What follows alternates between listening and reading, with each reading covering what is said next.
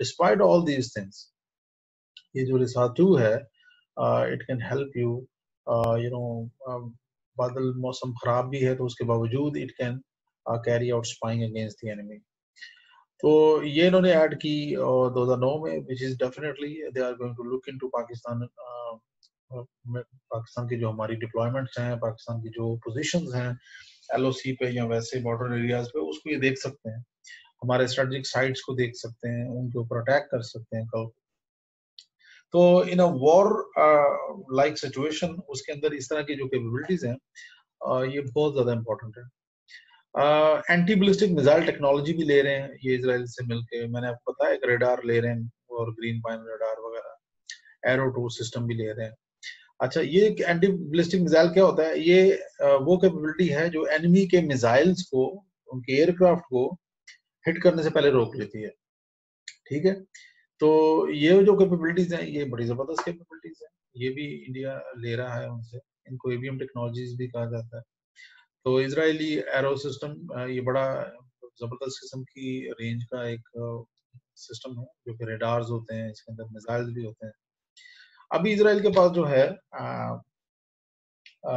AVM technology के अंदर iron डोम है सबसे नीचे, which provide short range 4 kilometre से लेके कोई 70 किलोमीटर तक। उसके बाद इनके पास है डेविड स्लिंग, जो कि इनको 300 किलोमीटर तक की रेंज प्रोवाइड करता है। ये वो मिसाइल्स हैं जो कि इनकमिंग मिसाइल्स को हवा में रोकते हैं।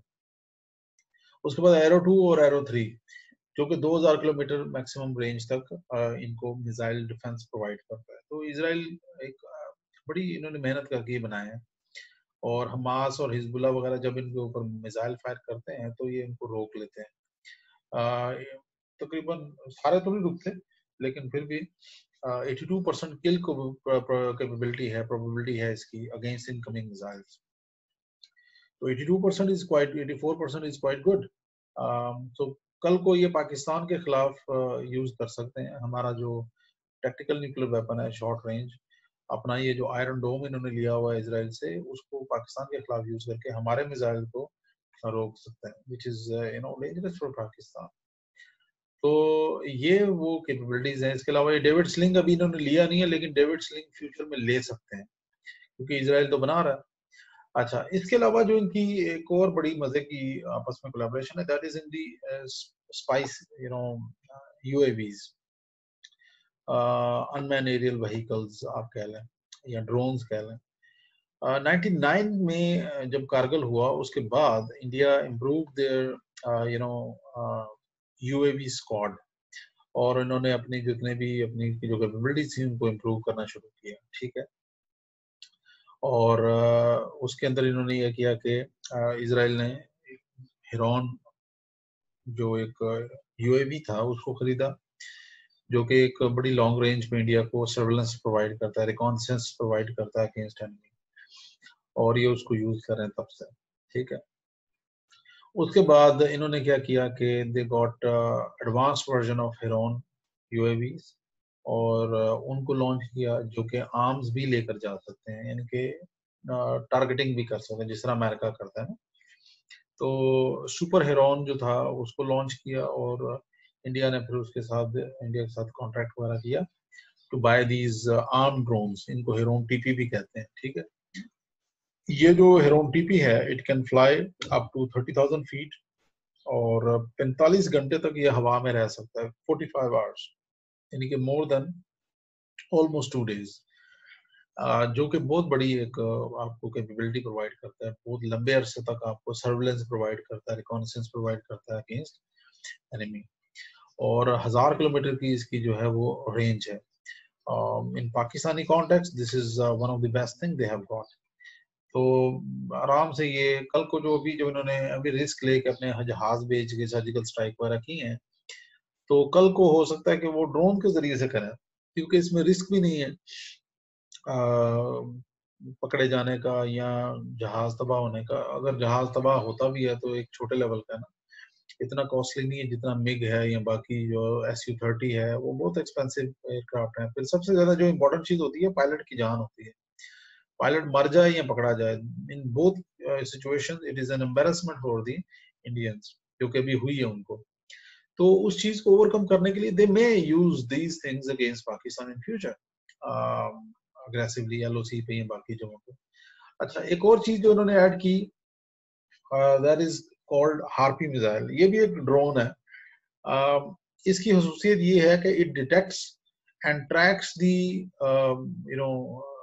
फ्रीक्वेंसी ऑफ अ रेडार, और अपने आप को उस रेडार पे जाके सेल्फ डिस्ट्रक्ट कर देता है। ठीक है, सो इस सुसाइडल ड्रोन कह लो आप, जो कि आपके एनिमी रेडार्स के लिए बहुत ज्यादा खतरनाक है। तो ऐसी सिचुएशन में अगर आप एनिमी रेडार्स की, आपकी पता है आपको इंपॉर्टेंस क्या है? रेडार आपकी आईज होते हैं स्काईज में, ठीक है। So if you are without eyes in the sky, आपको नहीं पता कि कौन से जहाज आ रहे हैं, कौन से मिसाइल आ रहे हैं, आपको हिट कर रहे हैं, ठीक है।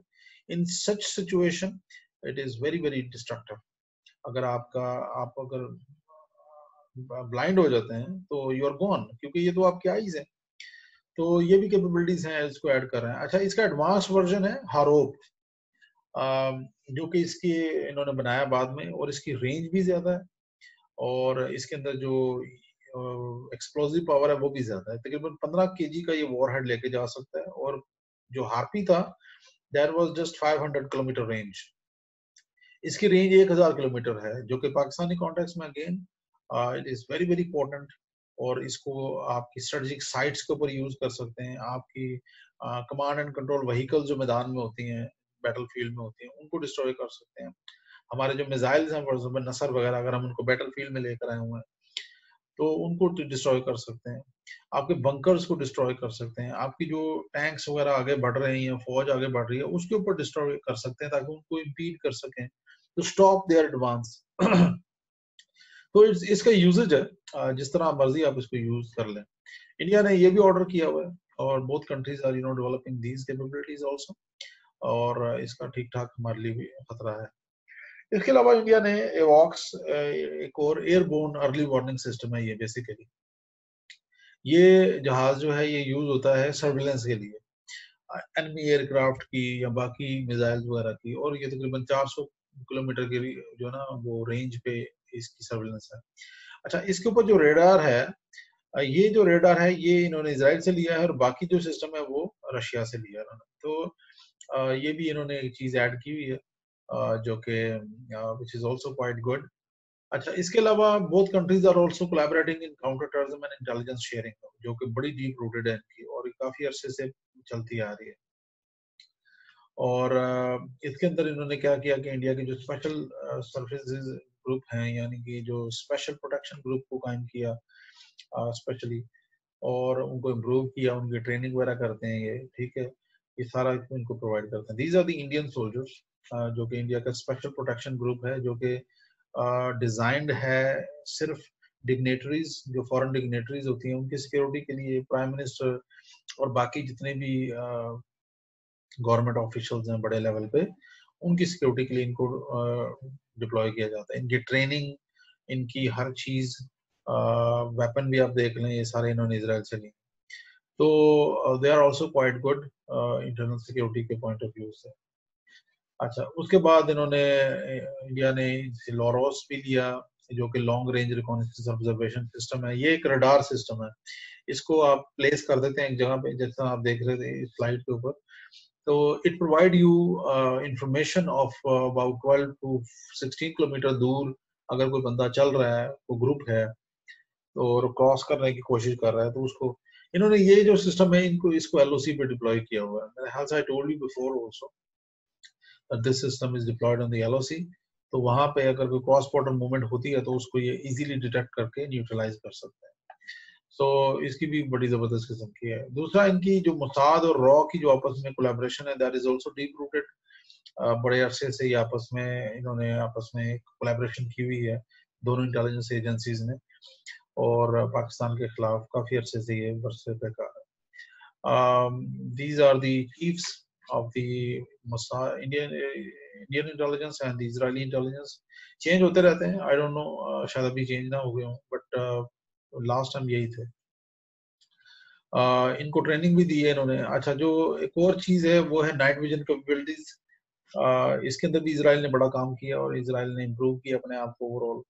तो ये जो सारी कैपेबिलिटीज हैं रात के टाइम पे लड़ने की, ये भी इनको प्रोवाइड की हैं इसराइल ने इंडिया को.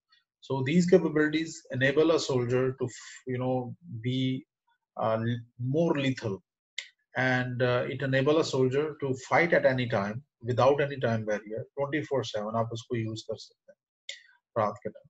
So these are the things which Israelis and Indians have, collaborated. और बड़े अरसे से इनके आपस में ये collaboration चलती आ रही है. So it is a serious threat for Pakistan, definitely. And Pakistan has to think about it, and Pakistan has to come up with countermeasures. तो जिन डोमेन्स के अंदर ये लोग काम कर रहे हैं उनको काउंटर करने के लिए we can come up with countermeasures. For example, if they are acquiring long range air defense systems like LOROS, Barakate वगैरह, तो Pakistan is developing Ababil, which is a MIRV. MIRV system वो होता है जो कि एक रॉकेट जो है मल्टीपल वॉरहेड लेके जा सकता है. तो बराकेट एक मिसाइल को रोकेगा ना, तो अगर हम 10 मिसाइल फायर कर देते हैं तो वो कैसे रोक सकता है उसको. इसके अलावा we are developing Raad and Babur cruise missile. These are two cruise missiles of Pakistan. एक सबमरीन लॉन्च्ड है और दूसरा जो है एयर लॉन्च्ड है, यानी कि एयर फोर्स के जरिए हम लॉन्च कर सकते हैं. तो ये भी रडार को इवेड करने के लिए यूज होते हैं. इसके अलावा जो काउंटर टेररिज्म की इनकी ट्रेनिंग है या इंटेलिजेंस की जो आपस में शेयरिंग करते हैं, तो उसको हम भी इम्प्रूव कर सकते हैं. Pakistan is also one of the best country with strong intelligence agencies, क्योंकि हमें भी इसराइल की तरह काफी टफ दुश्मनों का सामना रहा है, जिसमें रशिया भी था, जिसमें इंडिया भी था, जिसमें ये दो बड़े जो दो मुल्क थे, they created lot of problems for Pakistan. उसके बाद फिर अमेरिकन एंगेजमेंट जो रही अफगानिस्तान में, उससे भी पाकिस्तान की इंटेलिजेंस ने बहुत सीखा with collaboration of the British MI6, CIA, Saudi intelligence और बाकी इंटेलिजेंस एजेंसीज जो थी दुनिया की, उनके साथ हमने कोलैबोरेट किया काफी अरसे तक. 77 से लेके तो 88 तक हम उनके साथ एंगेज रहे. और इसके अलावा फिर पाकिस्तान ने 9/11 के बाद अपनी इंटेलिजेंस एजेंसीज ने जो अमेरिकन के साथ कोलैबोरेट किया, CIA के साथ, FBI के साथ. So you learned a lot. Pakistan की intelligence agency is also one of the best in the world right now, अल्हम्दुलिल्लाह. और दुनिया में वाहिद हमारा मुल्क है जिसने टेररिज्म के ऊपर इतनी जल्दी काबू पाया. वरना अगर आप मिसाल देखें तो वियतनाम के अंदर American have failed, Russians failed in Afghanistan, America and their allies again failed in Afghanistan after 9/11. So it was only Pakistan जिसने इतनी जल्दी से काबू पाया टेररिज्म का के ऊपर, फाटा में और अपने दूसरे एरियाज में, after paying lot of price. तो अल्हम्दुलिल्लाह पाकिस्तान काफी डोमेन में वी आर डूइंग गुड. उसके अलावा we are manufacturing our own aircraft, tanks. और हमारी जो डोमेन वीक है ना वो है स्पेस और न्यूक्लियर सबमरीन वगैरह ना. तो इन डोमेन्स के अंदर we have to work and we have to improve our capabilities overall. तो इंशाल्लाह ताला अल्लाह खैर करेगा. Pakistan would definitely come up with countermeasures.